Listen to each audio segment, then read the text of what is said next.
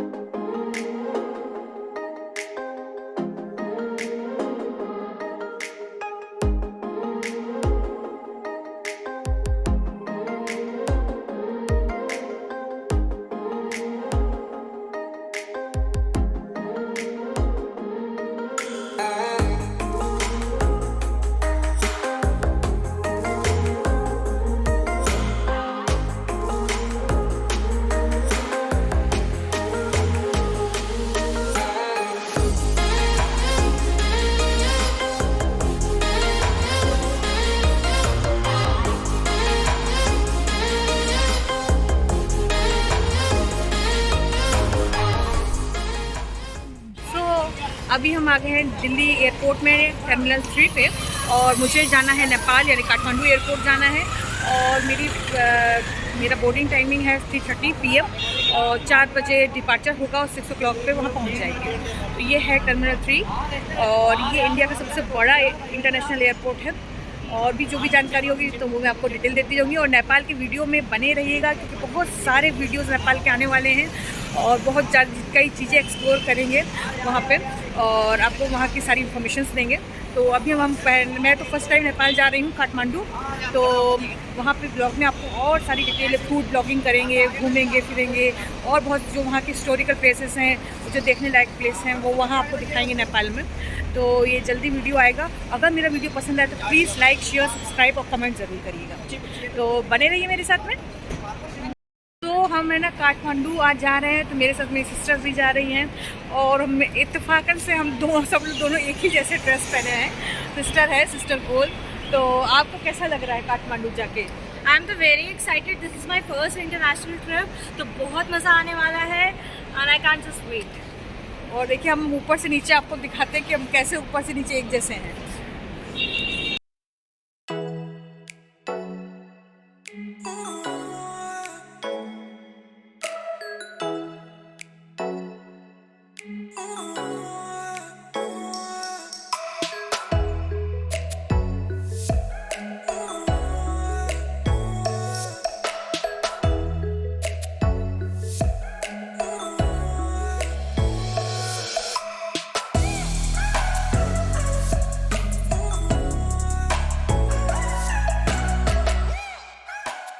ये मेरे पीछे है इंटरनेशनल एयरपोर्ट और मैं अब अंदर जा रही हूँ अपना बोर्डिंग पास लेने के लिए। और देखते हैं यहाँ दोपहर में अगर लंच करते हैं, अगर थोड़ी भूख लगती है, क्योंकि मुझे ना ट्रेन में खा लिया था तो मुझे भूख नहीं है, लेकिन मैं देखती हूँ थोड़ी बहुत भूख लगती है तो खाती हूँ। और वैसे भी फ़्लाइट में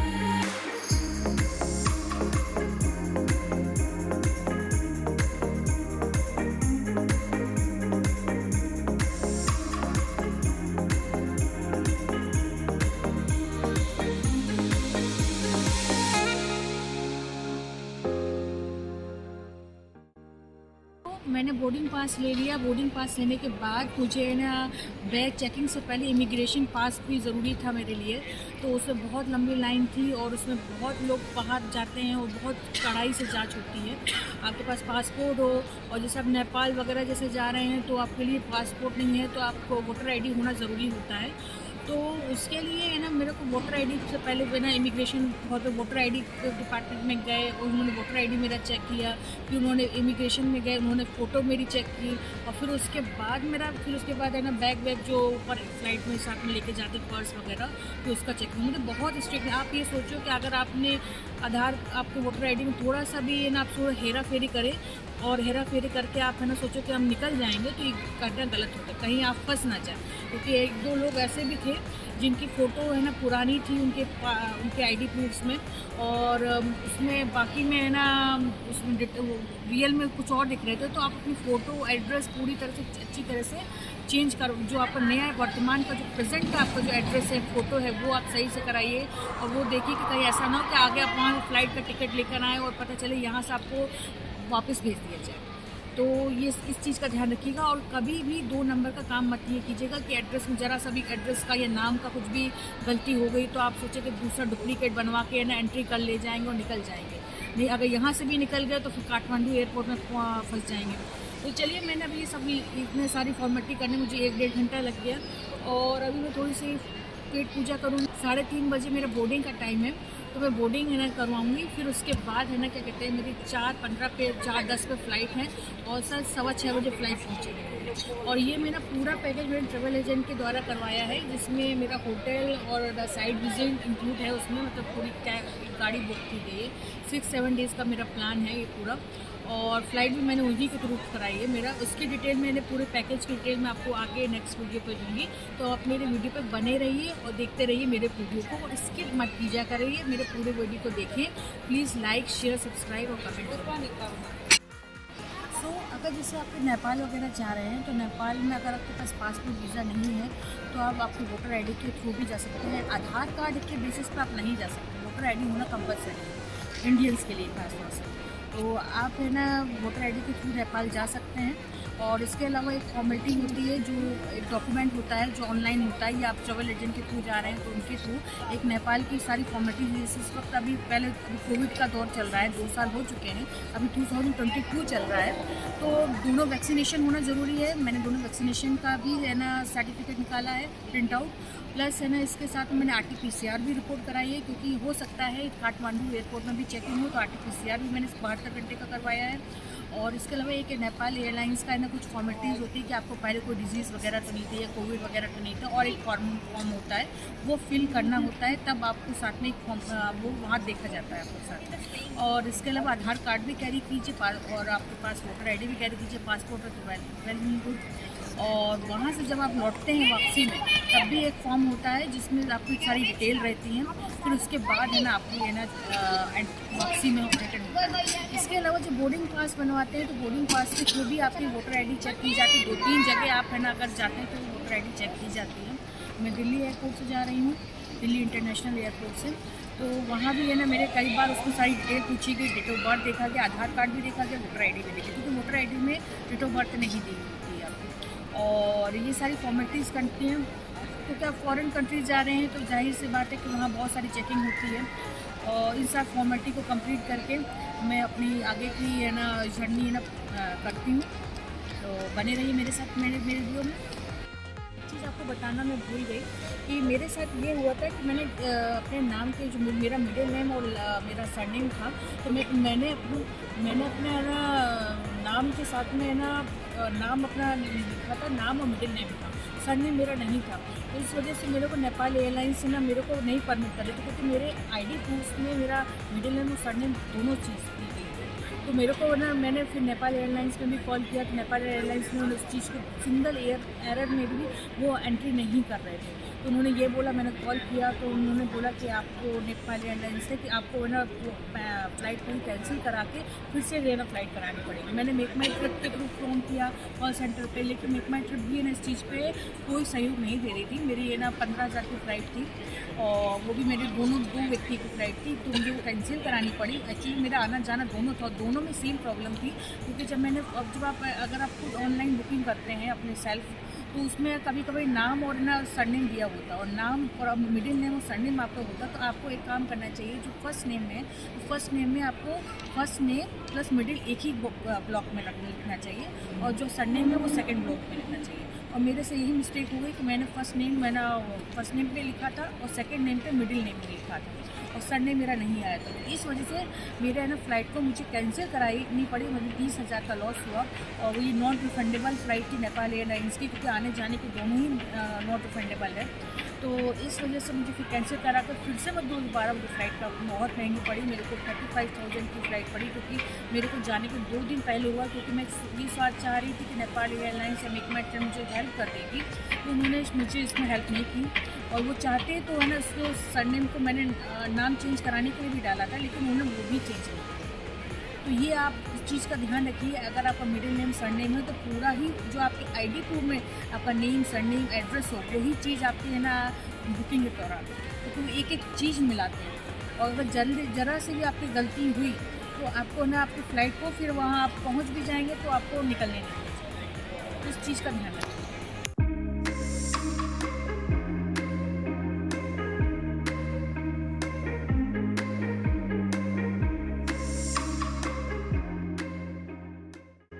मैं अब कोक में एक फ्लोट लिया हूँ मैं, और इसमें आइसक्रीम विद है ना कोक है, और मैंने ना चिली गार्लिक नूडल्स भी ऑर्डर कर दिए हैं। तो पहले मैं ये उसमें 10 मिनट्स का टाइम है, तो पहले मैं ये लेती हूँ, फिर उसके बाद वो उसका टेस्ट बताती हूँ। ये तो वैसे भी मैकडी का है, तो जाहिर सी बात अच्छा ही होगा। ये मैं दिल्ली इंटरनेशनल एयरपोर्ट में खा रही हूँ।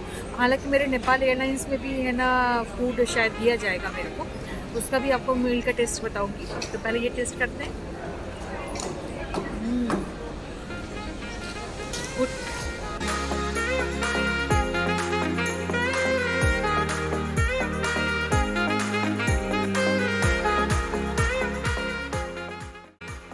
ये चिली गार्लिक नूडल आ गया है मेरा, और ये मेरे को 250 का पड़ा है दिल्ली इंटरनेशनल एयरपोर्ट पे। थोड़ा टेस्ट अलग है, थोड़ी सी मिर्च है, ज़्यादा नहीं है तेज। ऑनियन है, कैबेज है, और हरी प्याज है, और उसका टेस्ट ज़्यादा फ्लेवर दे रहा है, और लहसुन का फ्लेवर ज़्यादा, गार्लिक का फ्लेवर ज़्यादा दे रहा है। तो बने रहिए मेरी वीडियो को, और आगे भी कंटिन्यू करते हैं। जो मैंने ऑर्डर किया बरकोस से चाइनीज़ एंड थाई कुजीन।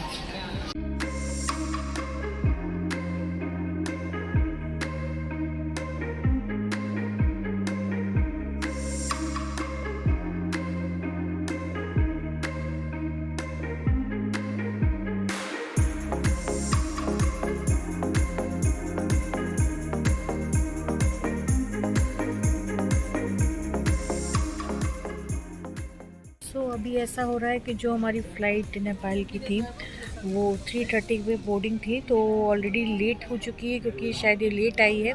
और अभी जब मैंने उसे कांटेक्ट किया तो पता चला कि वो अभी सैनिटाइज़ हो रही है। वैसे 4:15 बजे का 4:15 मिनट का PM का इसका डिपार्चर टाइमिंग था। पता नहीं कितनी देर लगेगी, चलिए वेट करते हैं। फाइनली बोर्डिंग हो गया है, 4 बजे का टाइम हो गया है, तो अब हम जा रहे हैं अपने फ्लाइट में बैठने के लिए।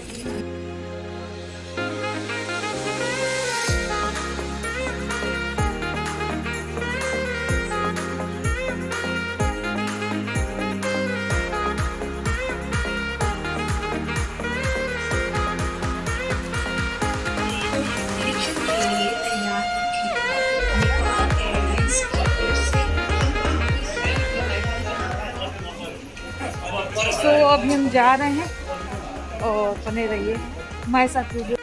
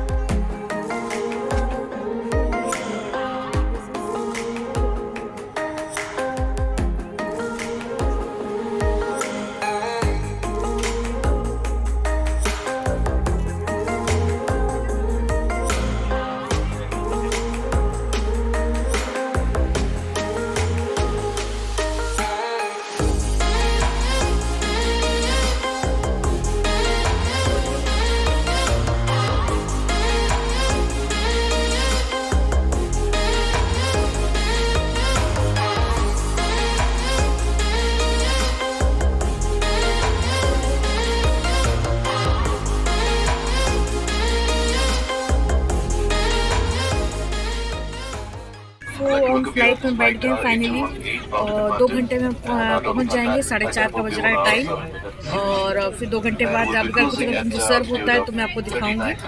और फाइनली मैं फर्स्ट मेरी कॉर्नर फ्लाइट है, और पहली फ्लाइट मेरी नेपाल की है, तो वहाँ इंजॉय करेंगे। तो मेरे साथ में आप भी इन्हें इंजॉय करेंगे और बने रहिए मेरे वीडियो।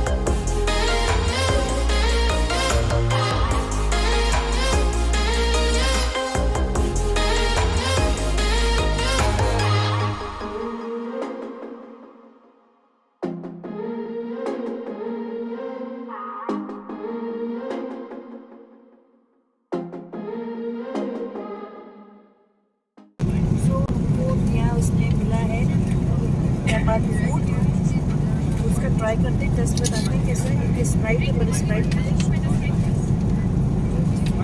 ये हमारे टिकट में ये दिए गए पाव, और उसमें ये दिए गए ये सैंडविच टाइप का, और कुछ सब्जी टाइप का दिया है, और ये पोर्स वगैरह दिए, मशरूम है,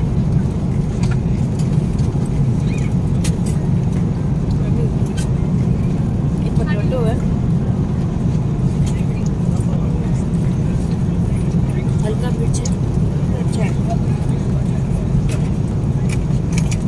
एंड इससे इसको काट के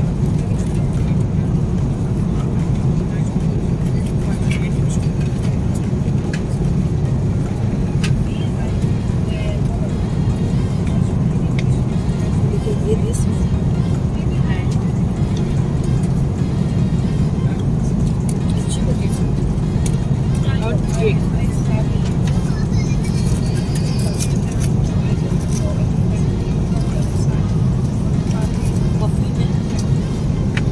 पफ केक है,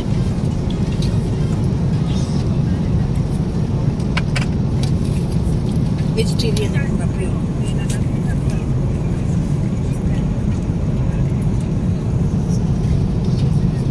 सिंपल पाव है, एंड दिस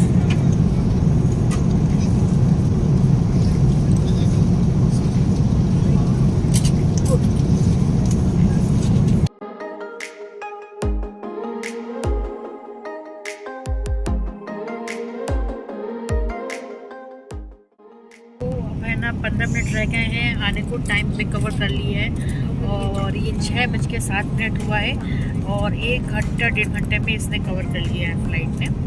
और देखिए बाहर का बहुत अच्छा व्यू है, मैं आपको बाहर का व्यू दिखाती हूँ।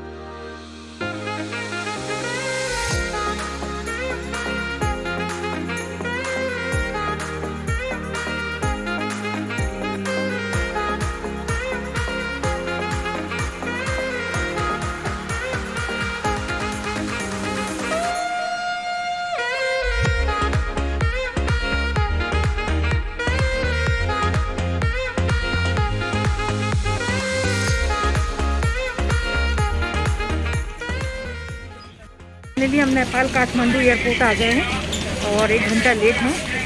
अपना सामान लेके होटल पहुँच रहे हैं।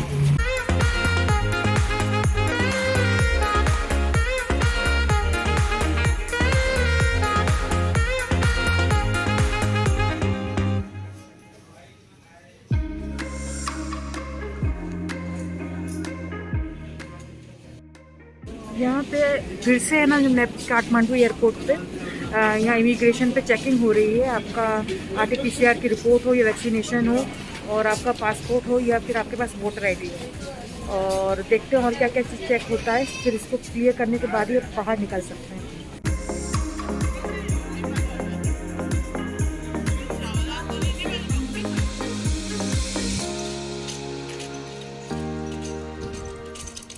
रजिस्ट्रेशन कराने में 2 घंटे लगे। 2 घंटे हमें लाइन में खड़ा होना पड़ा और हमारी फ़्लाइट भी 1 घंटा डिले थी और 2 घंटे हम यहाँ पे भी हो गया। यहाँ काफ़ी लंबी लाइन थी और कोई सिस्टम ठीक से नहीं था यहाँ का। इसके बारे में मैं आपको आगे बताऊँगी वीडियो में। और अब मैं यहाँ से बाहर निकल रही हूँ और मैंने कैब ऑलरेडी बुक की हुई है, तो वहाँ पर मैं निकल के वहाँ से फिर होटल का आपको दिखाऊँगी।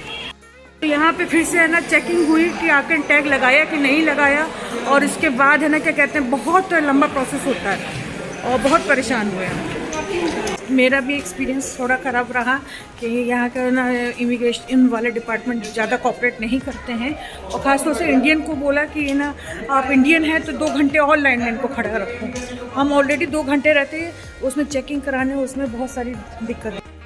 2 घंटे हम लोग लाइन में खड़े रहे। 7 बजे हमारी फ़्लाइट आई गई थी और फ्लाइट आने के बाद 2 घंटे हम लोगों ने वेट किया। इमिग्रेशन लाइन में उसमें वोटर का ID है, पासपोर्ट आपका चेक किया जाता है और आप बोर्डिंग पास चेक किया जाता है। उसमें भी इन्होंने पूरी एक फ़्लाइट कम से कम, एक तो काफ़ी छोटा त्रिभुवन एयरपोर्ट है और उसमें भी है ना एक ही फ़्लाइट कम से कम 3 घंटे से लाइन में खड़ी हुई, और फिर उसके बाद कह दिया कि ये लाइन नहीं है। और फिर इंडियंस हैं तो नेपाली भाषा में बोले, तो किसी ने हमको बताया कि ये नेपाली में बोले कि इंडियंस को 2 घंटे और डिले करो। यही हमारे दिल्ली एयरपोर्ट या और इंडिया से कोई आता है तो बहुत जल्दी काम होता है। यहाँ का सिस्टम बहुत ख़राब है और थोड़ा रूड बिहेवियर भी है इनका, तो मुझे ना तो एक्सपीरियंस ख़राब रहा है यहाँ पे। तो आगे देखते हैं आगे क्या है, बाहर कैसा रहता है माहौल। चलिए, और अगर मेरा वीडियो पसंद आए तो please like share subscribe comment कीजिए। और मैं अभी अपने होटल जा रही हूँ, फिर आगे के भी ब्लॉग्स बनाऊँगी अच्छे। तो और आपको और भी कोई वीडियो और भी कहीं का आपको देखना हो तो प्लीज़ आप मुझे कमेंट बॉक्स में लिख सकते हैं।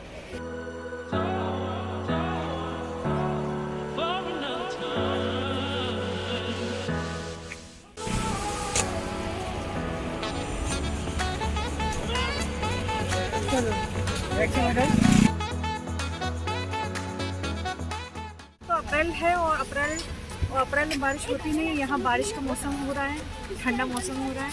और ये त्रिभुवन इंटरनेशनल एयरपोर्ट है। अब हम होटल जा रहे हैं और मिलते हैं नेक्स्ट वीडियो में।